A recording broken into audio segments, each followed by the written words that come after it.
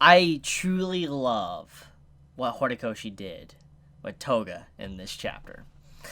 That panel where you see the girl in the background, and then you just see the mask, and then you see the crack.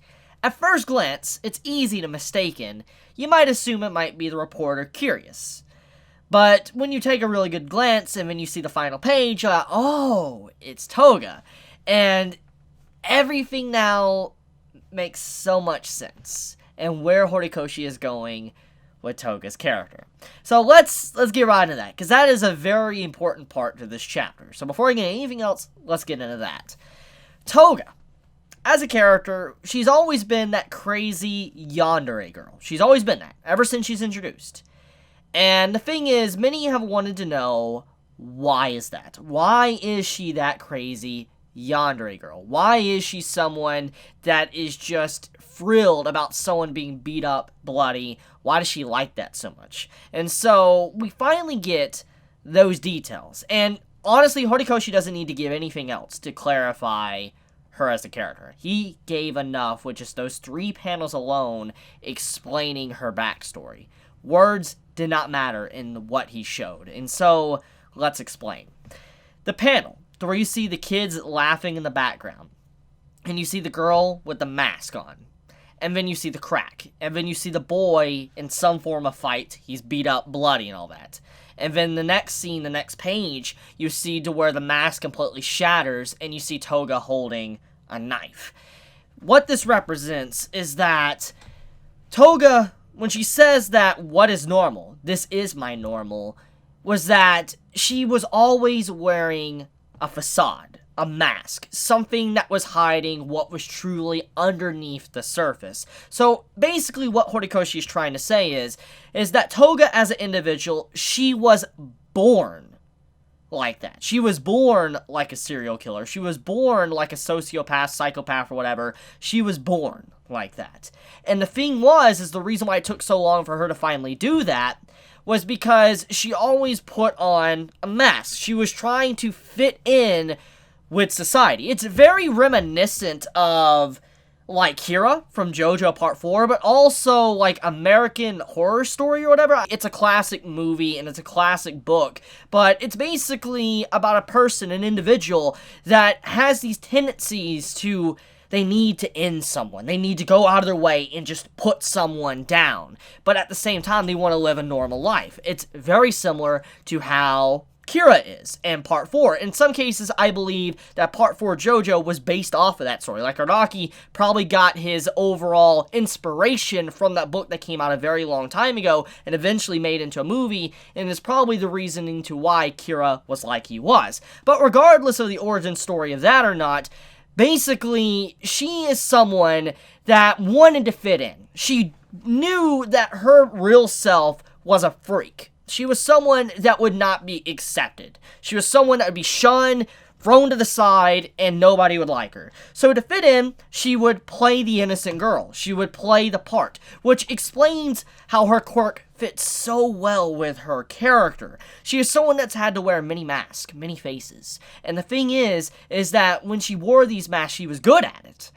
But eventually, she wanted to be her true self. She wanted to let go of the facade and be what she really is, a psychopath, someone that just kills people. That's what she wanted. And so when the mask shatters, it's like her fully accepting who she is. She's like, I am who I am. I am no longer hiding what I am, and I will be what I am. So it's a very critical moment for her character, and it's showing that no amount of therapy or anything will fix her. She is just a broken girl. She has been broken since she was born. And some individuals are kind of like this. Some people are born with problems to where they can't help stuff like that. It sounds crazy. It is crazy, but that is how it is. And so Toga is a victim of just circumstance. Someone that was born like that, and she can't help herself. That's just what drives her. And so I like that. I like the little details that Horikoshi gave Toga, and how she is someone that just she doesn't need any more than that. We don't need any more drive or motive from her. It fits perfectly with her character. She just wants to live her life the way she wants to live and not lie to herself. That's pretty much what she's about. Now, let's get into the other stuff going on, which is Curious. This character that is a reporter and also a novel writer or a publisher or whatever. She is pretty much Killer Queen from JoJo Part 4. Her overall meta abilities or quirk ability is Killer Queen. She's able to touch anything and make it explode, and I'm just like, wow, she literally touched these guys' blood. It exploded when Toga, ingested it. It's really powerful. It's like a really powerful quirk.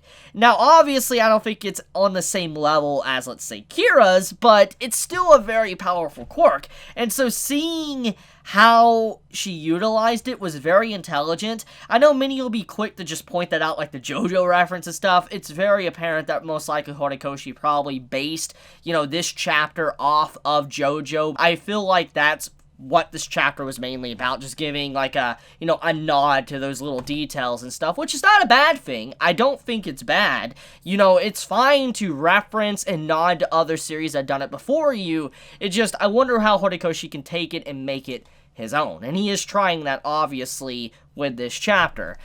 But yeah, I do like Curious as a character. She's interesting. And I do want to know a little bit more about what drives her to lead her to that point to where she just wants to be a part of the Meta Liberation Army. Which, by the way, we get a brief flashback of her to where Redestro, he's like, your story here, it lacks heart.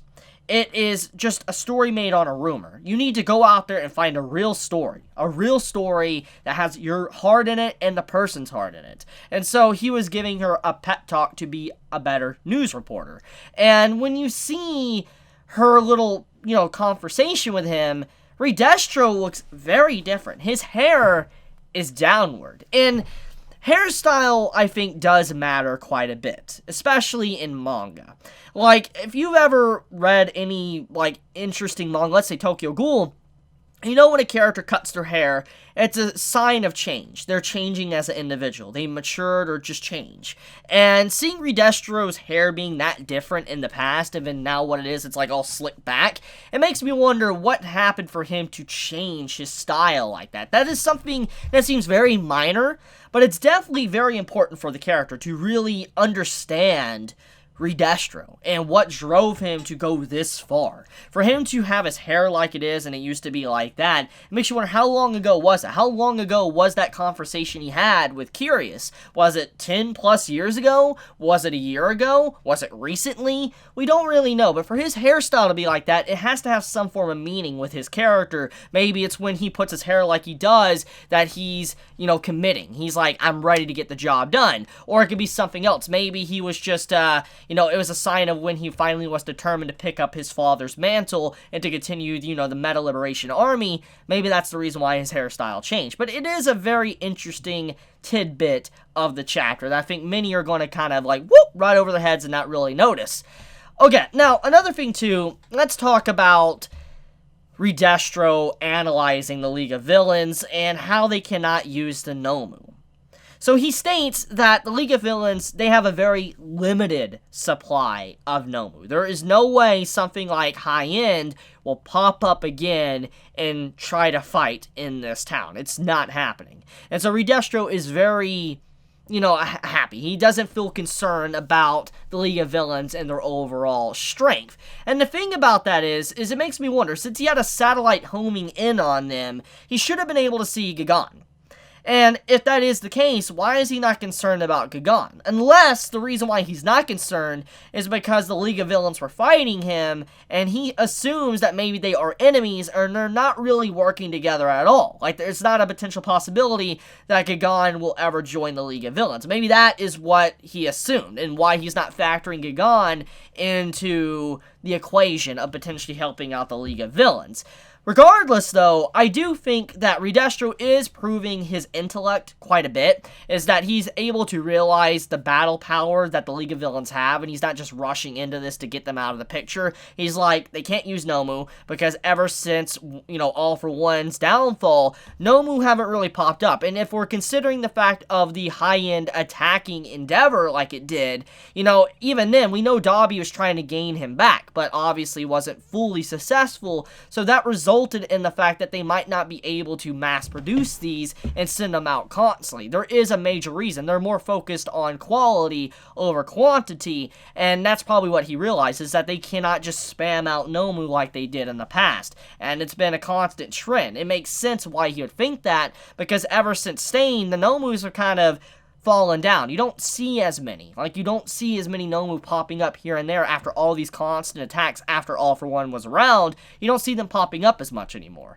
So, Redestro, very intelligent. I like how he's, piecing everything together to get a brief or good understanding of the situation around him. So, I think that's pretty much about it. So, let me know your thoughts in the comments below. If you enjoy my content, please subscribe. If you like this video, please leave a like. And if you want to get notified for whenever I upload a video, please click the bell icon down below. And with that, Chibi out.